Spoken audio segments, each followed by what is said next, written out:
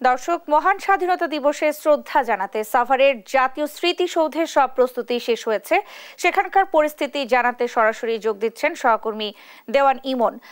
ইমন, স্মৃতিসৌধের পরিস্থিতি কি দেখছেন? এবার ভিন্ন কি প্রস্তুতি রয়েছে, বিস্তারিত জানাবেন।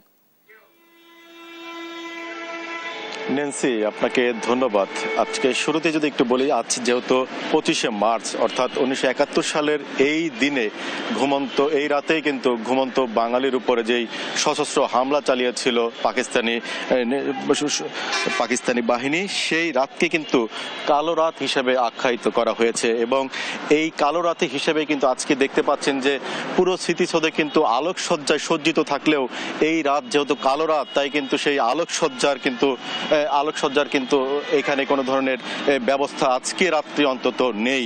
আর প্রস্তুতির খবর যদি নেন্সি আপনার মাধ্যমে জানাতে চাই, তাহলে এই যে আগামীকাল অর্থাৎ 26শে মার্চ প্রথম প্রহরে রাষ্ট্রপতি এবং প্রধান উপদেষ্টা মণ্ডলী সহ বিদেশি কূটনীতিকরা যে এখানে শ্রদ্ধা নিবেদনের জন্য আসবেন প্রথম প্রহরে, সেই উপলক্ষে কিন্তু সাজসজ্জা এবং সব পরিপাটির কাজ কিন্তু ইতিমধ্যেই সমাপ্ত হয়ে গিয়েছে। এবং শেষ মুহূর্তে যে আইন শৃঙ্খলা বাহিনীর যেই 3 স্তরের নিরাপত্তা ব্যবস্থা, সেটিও কিন্তু নেওয়া হয়েছে। এই সিসি ক্যামেরা স্থাপন থেকে শুরু করে এই স্মৃতিসৌধের আশপাশের এলাকায় কিন্তু নিচ্ছিদ্র যেই নিরাপত্তা ব্যবস্থা, সেটি কিন্তু জোরদার করেছে ঢাকা জেলা পুলিশের পক্ষ থেকে।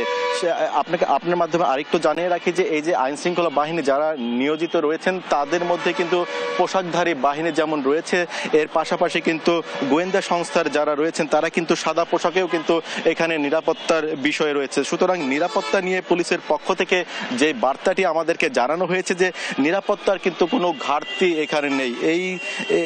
এছাড়া কিন্তু এই স্বাধীনতা দিবস উপলক্ষে কিন্তু নবীনগর থেকে একদম সেই আমিনবাজার পর্যন্ত সড়কে কিন্তু বাহারি আলোকসজ্জায় কিন্তু সজ্জিত করা হয়েছে। এছাড়া এই যে স্মৃতিসৌধের যে প্রধান ফটকটি রয়েছে, সেখানে কিন্তু 9 পদাতিক ডিভিশনের আয়োজনে দেখতে পাচ্ছেন যে তারা কিন্তু এই যে দেওয়াল প্রদর্শনী করেছেন। সেখানে কিন্তু এই যে 71-এর যে সমস্ত মুক্তিযুদ্ধের যে চিত্রগুলো, সেটি কিন্তু এখানে ফুটিয়ে তোলা হচ্ছে। এবং এই রাতের বেলাও দেখতে পাচ্ছেন যে যারা দর্শনার্থী অর্থাৎ আগামীকাল যারা আসবেন, এখনো যারা আসছেন এই রাতের বেলায়, তারা কিন্তু এসে এইখানের বাহিরের চিত্রগুলো কিন্তু তাদের ফোনেও ধারণ করছেন।